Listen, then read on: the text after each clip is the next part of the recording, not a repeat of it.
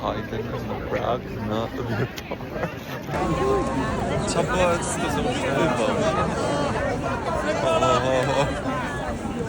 Dita e parë në Prag është një super i ftohtë dhe unë nuk kam marrë as shall, as kapuç, as doreza, as një gjë, nuk e di se ku erdha ka shi pa përgatitur.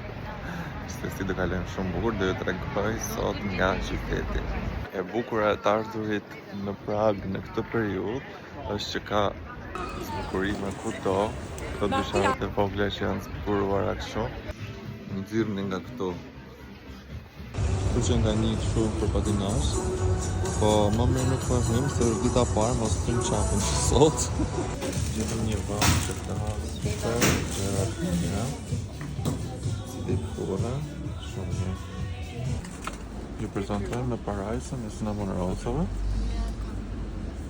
Pa shikojmë nga dritarja se në marrëm në një vend tjetër se gjëra të tjera. Dhe pas ka shumë rradhë. Kemi shekore e famshme astrologjike. Sigurisht. Këto është edhe qendra dhe është realisht super bukur.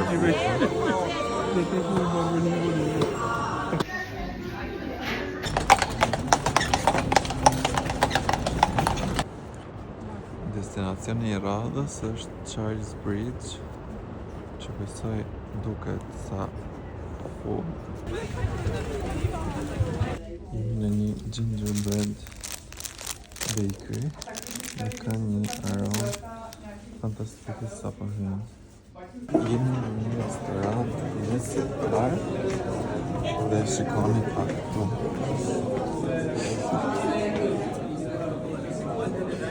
Është fantastik. Wow. Këto janë antipastat.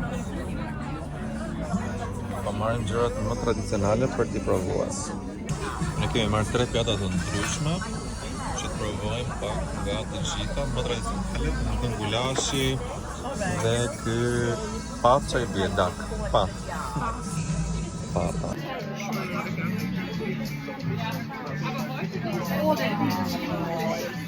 Super mirë. Biff gulash tradicional.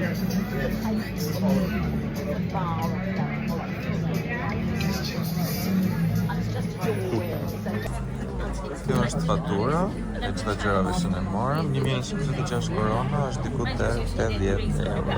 Sigurisht që do vinim te kjo koka rrotulluese Franz Kafkas.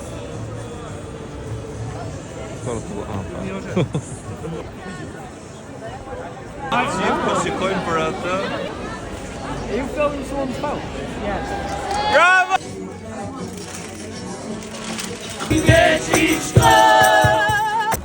Nuk mund të rini pa provuar edhe chimney cake, sigurisht.